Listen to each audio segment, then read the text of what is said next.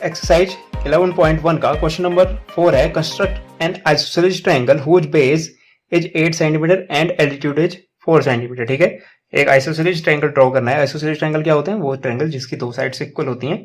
तो हमको उसका बेस दे रखा है 8 सेंटीमीटर और एल्टीट्यूड दे रखा है, एल्टीट्यूड दे रखा है 4 centimetre. Then another triangle whose sides is are 1/2 times of the corresponding sides of the isosceles triangle.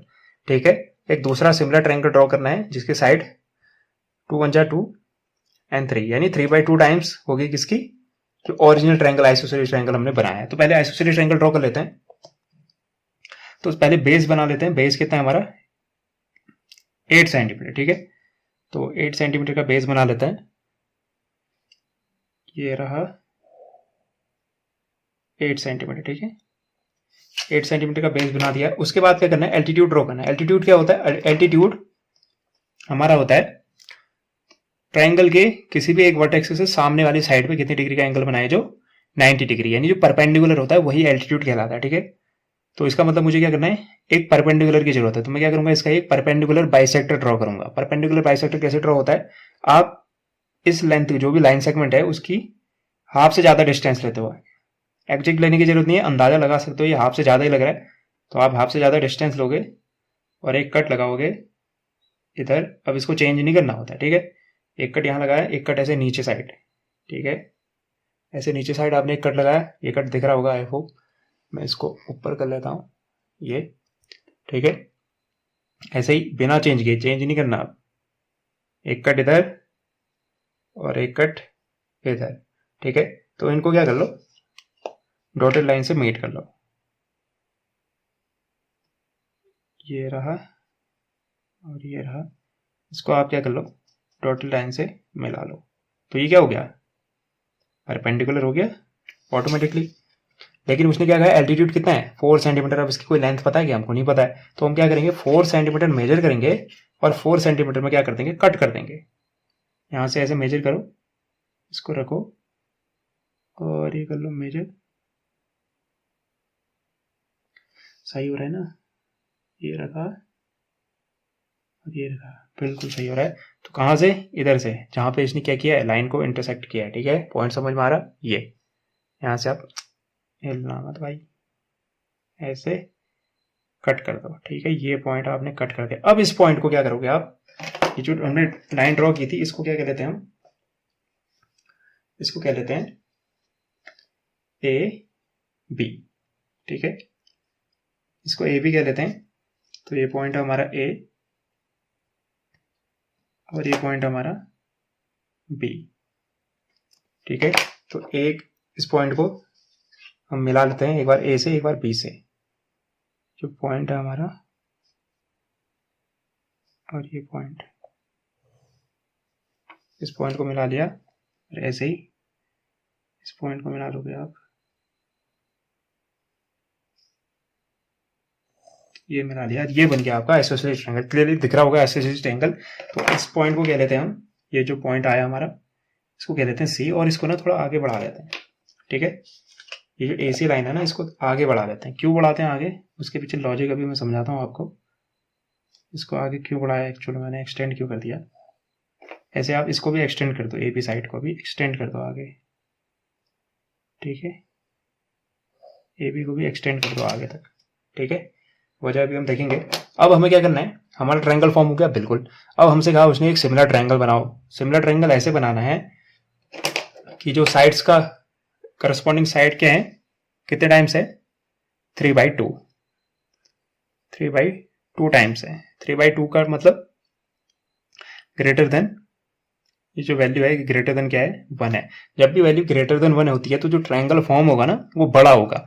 अब ट्रायंगल अगर बड़ा होगा इसका मतलब ये इसकी खुद की लेंथ कितनी है? ए बी एक साइड, तो उसकी क्या होगी? इससे बड़ी होगी। तो ऑटोमेटिकली हमको कहाँ जाना पड़ेगा? बाहर। इसलिए मैंने इस लाइन को एक्सटेंड कर दिया। ऐसे ही ए सी से बड़ी होगी इसलिए इसको भी एक्सटेंड कर दिया। अब मैं क्या करूंगा? मैं ए पॉइंट से एक्यूट एंगल ड्रॉ कर लूंगा। एक्यूट एंगल मतलब 90 डिग्री से कम। तो ये है, अगर आप 90 डिग्री ड्रॉ करते तो ऐसे करते हैं, तो यहाँ से थोड़ा भी अंदर को बेंड करते हो एक्यूट एंगल बन जाएगा। फिलहाल मैं इसको ऐसे बेंड कर रहा हूँ। ठीक है, तो ये मैंने एक एक्यूट एंगल की लाइन ड्रॉ कर दी। इसको हम कह देते हैं ए एक्स। ठीक है, ए एक्स ड्रॉ कर दी। अब मैं कितने कट लगाऊंगा? जितनी मैक्सिमम वैल्यू होती है। मैक्सिमम वैल्यू कितनी है? 3/2 है तो 3, तो 3 कट लगाओगे। ये अब ये आर्क कितनी रखनी है आपके ऊपर डिपेंड करता है, जितनी मर्जी उतना रख सकते हो आप, ठीक है। तो ये रखो, थोड़ा चौड़ा बना लोगे तो फायदे में रहोगे। 1, जहां पे कट आया वहां पे फिर से रखो, 2 एंड 3, ठीक है। तो इसको हम नेमिंग कर देते हैं, इसका नाम हो जाएगा A था तो ये बन जाएगा A1, A2 एंड A3। अब आपको पता होगा जैसे पिछले क्वेश्चन अगर आपने सॉल्व किए हैं तो क्लियरली हम A3 को क्या कर देते थे, B से मिला देते थे, लेकिन इस केस में ऐसा नहीं होगा, ठीक है। क्यों नहीं होगा, क्योंकि मुझे पता है ट्रायंगल जो फॉर्म होने वाला है बड़ा होने वाला है। अगर मैं लास्ट एंड को यहाँ पे मैंने जितने कट लगाए हैं उसके लास्ट एंड को यहाँ मिला दूंगा तो 2 है दूसरा, यानी A2 मिलना चाहिए। अब A2 कहाँ जाएगा, A2 को अंदर ही आना पड़ेगा, तो ट्रायंगल क्या हो जाएगा, छोटा फॉर्म हो जाएगा। तो अकल लगानी है, A2 को मिलाना है B से, ठीक है। आप लास्ट वाले को नहीं मिलाओगे, A3 को नहीं मिलाओगे, A2 को मिलाओगे। तो A2 को मिला दो आप B से, ये आपने मिला दिया। अब नॉर्मल सिचुएशन में हम क्या करते हैं, इस लाइन की पैरेलल लाइन ड्रॉ करते हैं। तो ये लाइन जो ड्रॉ की होती है उसकी पैरेलल लाइन ड्रॉ करते हैं। तो A2 मिला रखा है तो पैरेलल लाइन कहां पे ड्रॉ करेंगे, A3 पे, ठीक है। तो पैरेलल लाइन ड्रॉ करने का प्रोसीजर क्या है, एक आर्क लो, कोई भी रैंडम आर्क किसी भी मेजरमेंट की, और A2 पे ड्रॉ कर दो जहां पे हमने ऑलरेडी एक लाइन ड्रॉ की हुई है, ठीक है। ऐसे ड्रॉ कर दो, ठीक है। ये ड्रॉ किया, इसको चेंज नहीं करना है, इसको चेंज बिना चेंज किए A3 पे ड्रॉ कर दो। तो A3 पे ड्रॉ करोगे आप, ये कर दिया आपने A3 पे ड्रॉ, ठीक है। अब क्या करोगे आप, A2 वाले को मेजर करोगे, भैया थे कितने चौड़े आप, ये कितना चौड़ा था, यहाँ पे रखोगे जहां पे इसने कट किया और इसकी A2 वाली लाइन पे, तो ये आ गया इतना, उतना ही आप क्या करोगे यहाँ पे कट कर लोगे, ठीक है। इस कट को आप क्या कर लोगे, आप मिला लोगे, इस कट को आप मिला लो। कहाँ जा रहा है, इधर पे जा रहा है ये, ठीक है। ये क्या, यहाँ तक ये मिला लिया आपने। अब सेम प्रोसीजर जहां पे ये कट करता है उसको हम क्या कहते हैं, अगर ये A B है इसको हम कह देंगे B डैश, ठीक है, B डैश कह दिया। अब हम क्या करेंगे, यहाँ पे ऑलरेडी एक लाइन दिख रही है BC, तो एक लाइन जो पैरेलल ऑलरेडी होती है उसके पैरेलल हम क्या करते हैं, जो पॉइंट मिला वहां पे एक पैरेलल लाइन ड्रॉ करते हैं। तो इसके पैरेलल करनी है तो वो सेम प्रोसीजर, यहाँ पे रखो, एक आर्क ड्रॉ करो, उसी आर्क को, उसी मेजरमेंट के आर्क को B डैश पे भी ड्रॉ कर लो। तो B डैश पे रखा, सेम मेजरमेंट की आर्क ड्रॉ कर दी। अब जैसे यहां मेजर किया था, यहां मेजर कर लो कि ये कितना चौड़ा है, ऐसे रखो और मेजर करो कितना है, ठीक है।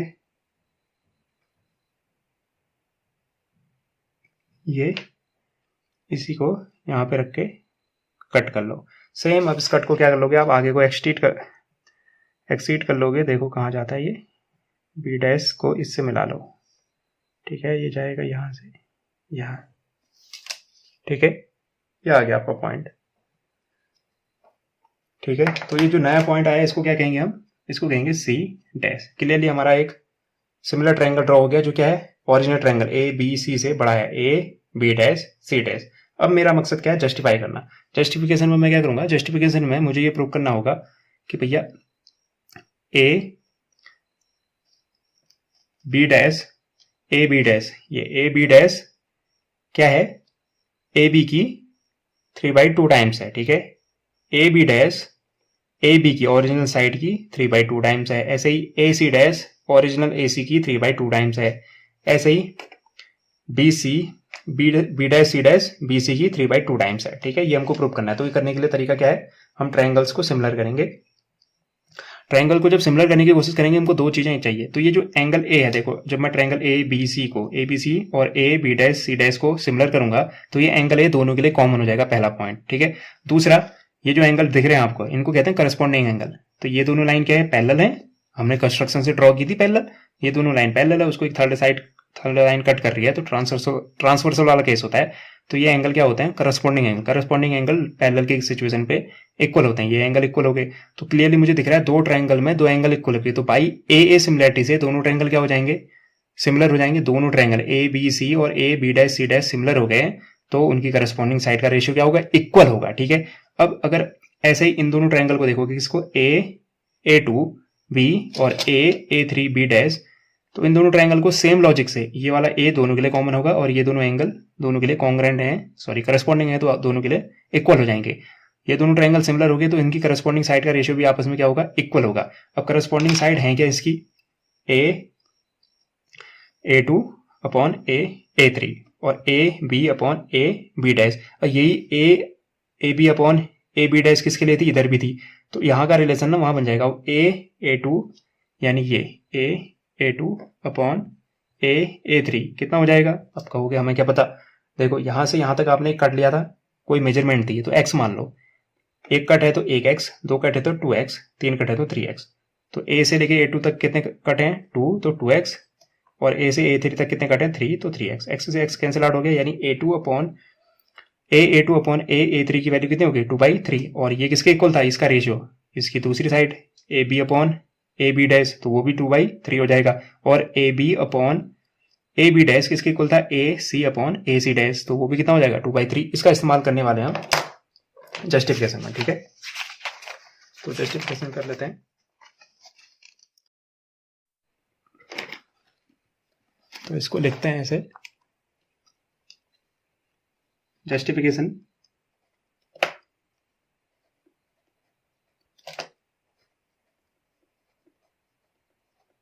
ठीक है।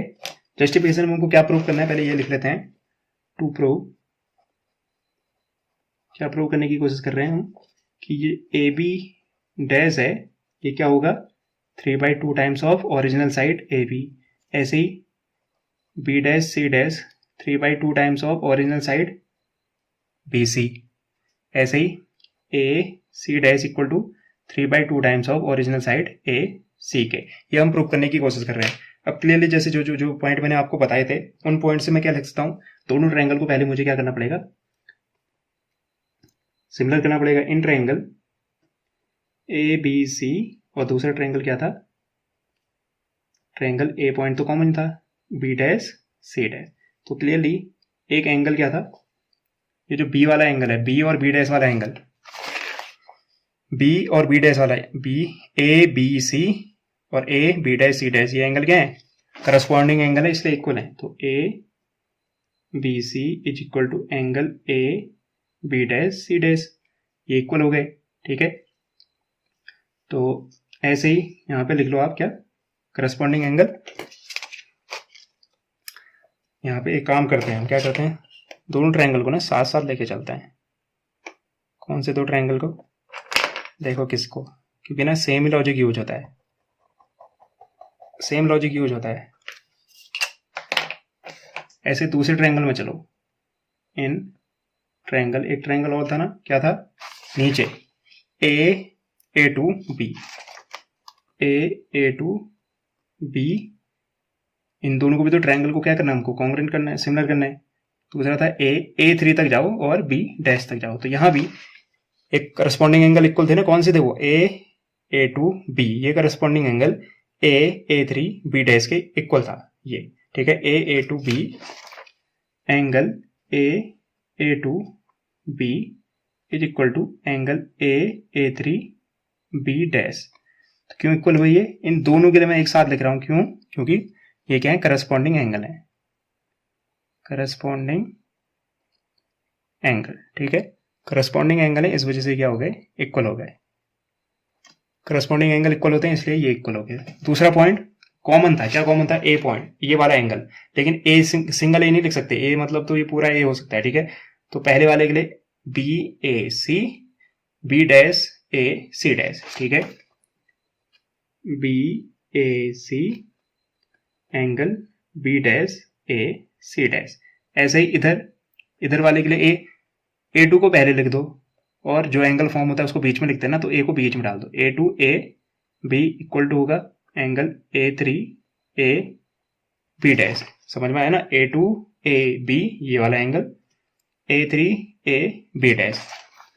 सेम लॉजिक दोनों के लिए एक साथ लिख रहा हूं मैं, क्यों, क्योंकि ये क्या है, कॉमन एंगल है, तो दोनों ट्रायंगल में, ठीक है, यहां भी, इधर भी और इधर भी, तो हमको क्या मिल रहा है, इन दो ट्रायंगल में दो एंगल इक्वल हो गए, इन दो ट्रायंगल में दो एंगल इक्वल गए, तो दो ट्रायंगल में जब दो एंगल इक्वल होते हैं तो वो दोनों ट्रायंगल क्या बन जाते हैं, सिमिलर। तो ट्रायंगल यहाँ ABC किसके सिमिलर हो जाएगा, triangle AB dash C dash के, और यहाँ triangle A two B similar हो जाएगा ट्रायंगल A3 B डैश के। कैसे हुआ?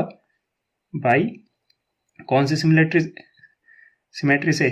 सिमिलैरिटी, ए सिमिलैरिटी से। ठीक है, ए सिमिलैरिटी से ये दोनों ट्रायंगल क्या हो गए? सिमिलर हो गए। अगर दोनों ट्रायंगल सिमिलर हैं, ये दोनों ट्रायंगल सिमिलर हैं, तो इनकी करस्पॉन्डिंग साइड का रेशियो क्या होना चाहिए? आपस में इक्वल होना चाहिए। तो मैं लिख सकता हूँ A B A dash B, sorry A B dash. ठीक है, स्टार्टिंग की दो साइड ऐसे ही B C upon B dash C dash, ऐसे ही ए C upon A C dash. यहाँ ये इक्वल होंगी। ऐसे इधर जब लिखोगे, क्या लिखोगे? यहाँ लिखोगे आप A B upon A B dash equal to A two ए3। थर्ड को लिखने की जरूरत नहीं, क्योंकि उसका यूज नहीं होता है। ठीक है, इस वजह से नहीं लिखते हैं।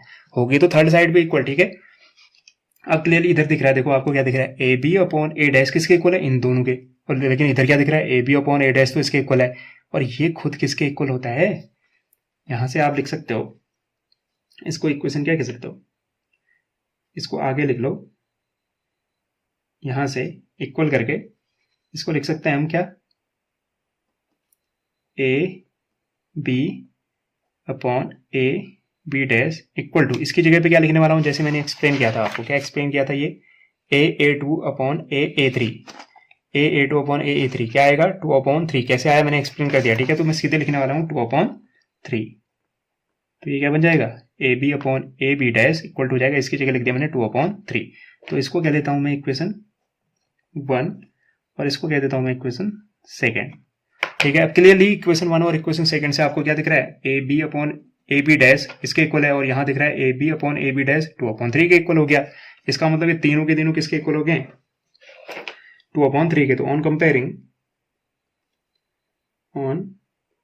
कंपेयरिंग इक्वेशन 1 एंड 2, इक्वेशन 1 और 2 को जब आप कंपेयर करोगे तो आपको क्या मिलेगा? आपको मिलेगा A B upon A B dash is equal to B C upon B dash C dash is equal to A C upon A C dash. ये तीनों किसके इक्वल हो गए? 2/3 के। अब पहले टर्म को लास्ट टर्म से कंपेयर कर लो। ठीक है, तो पहले टर्म को लास्ट टर्म से कंपेयर करोगे। ठीक है, यहां पे कर लेते हैं A B upon A B dash को किससे कंपेयर करो? लास्ट टर्म से। लास्ट टर्म क्या है? 2/3। ठीक है, अब करो क्या? ये ए बी डैश को किधर भेज दो? लाना क्या है आपको? ये लाना है, ए बी डैश अकेला चाहिए, तो ए बी डैश को यहां भेज दो। तो इसको मैं ऐसे लिख सकता हूं, ए बी यहां रहने दो, वहां क्या था? 2/3। ये ए बी डैश यहां पहुंच गया, मल्टीप्लाई में चले गया, अपॉन से मल्टीप्लाई में।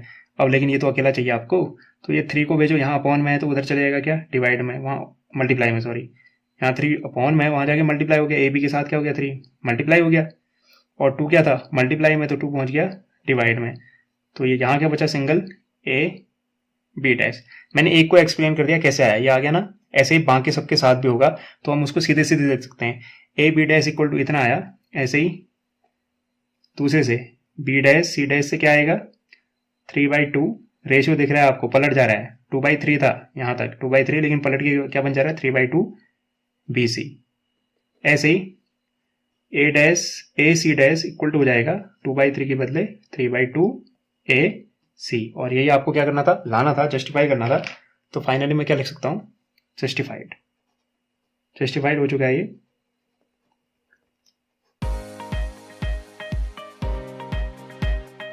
उम्मीद करता हूँ आपको ये एक्सप्लेनेशन पसंद आया होगा और समझ भी आया होगा। Thank you and have a nice day.